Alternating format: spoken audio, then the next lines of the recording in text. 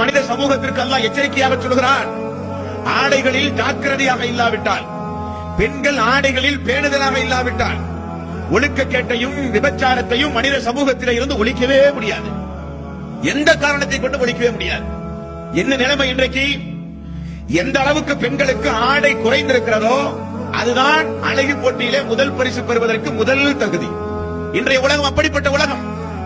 ஆனால் அறியாமை 1425 ஆண்டுகளுக்கு முன்னால் வாழ்ந்த மக்கள் எல்லாம் அவர்கள் அறிவில்லாத மக்கள், மனித உருவிலே இருந்த கால்நடைகள் என்றெல்லாம் பேசுகிறார்கள்.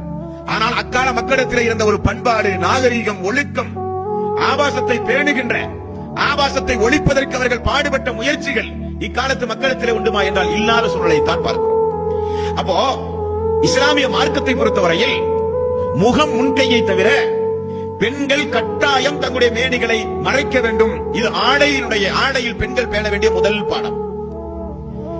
இது முகம் முன்கையை தவிர பெண்கள் மறைத்தால் போதுமா என்றால் எதை கொண்டு எந்த விதத்தில் மறைக்கிறார்களோ அதை பொறுத்து ஆபாசங்கள் அமையும். ஏனென்றால் நபிகள் நாயகம் ஸல்லல்லாஹு அலைஹி வஸல்லம் அவர்கள் சொன்னார்கள், மறுமை நாள் நெருங்கும் பொழுது ஒரு சில பெண்கள் தோன்றுவார்கள், மறுமையினுடைய அடையாளமாக அவர்கள் வருவார்கள். எப்படிப்பட்ட பெண்கள்? அவர்கள் ஆடை அணிந்திருப்பார்கள், ஆனால் ஆடை அணிந்தும் அவர்கள் நிர்வாணமாக இருப்பார்கள்.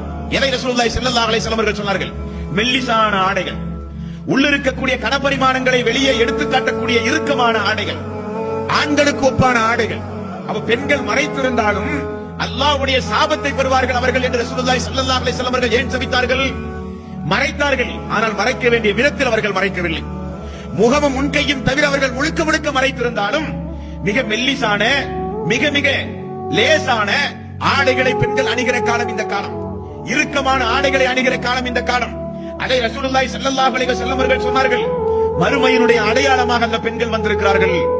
கியாமத் நாள் வரப்போகிறது என்பதை நீங்கள் தெரிந்து கொள்ளுங்கள்.